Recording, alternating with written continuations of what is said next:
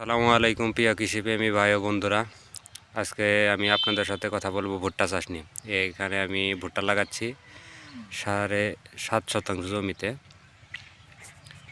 আমার ভুট্টার জাত ভুট্টা জ্যোতি 55, এটা স্প্যানিশের জাত।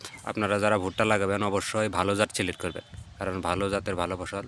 বাজারে অনেক ভালো ভালো কোম্পানির বীজ আছে, রকেট 55, পদ্মা 55, তারপরে স্পানি লাকি 7 ইত্যাদি ইত্যাদি, মানে ভালো কোম্পানির বীজ।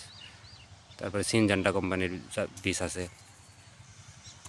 আর আমি এইখানে ভুট্টার লাইনের থেকে লাইনের দূরত্ব রাখছি 22 ইঞ্চি, আর ভুট্টা থেকে ভুট্টার দূরত্ব রাখছি 10 ইঞ্চি। লাইন করেছি উত্তর দক্ষিণে। আপনারা যারা ভুট্টা চাষ করবেন অবশ্যই উত্তর দক্ষিণ দিকে লাইন করবেন, কারণ আলো বাতাস ভালো পাবে।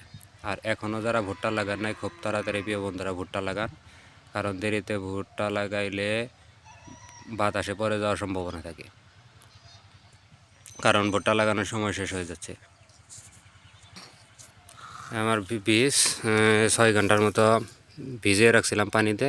তারপরে বীজের সাথে মিশাইছে কার্বোডাইজিম গ্রুপের ছত্রাকনাশক অল্প একটু, আর সালফার জাতীয় যেমন থিওবিট, এইসব থিওবিষ।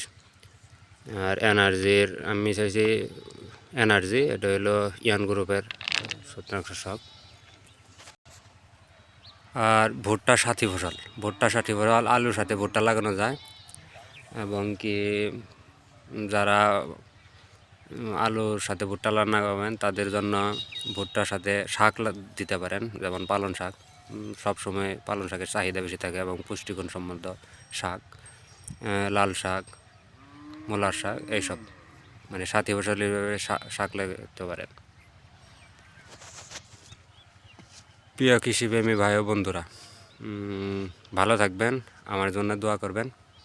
আসসালামু আলাইকুম।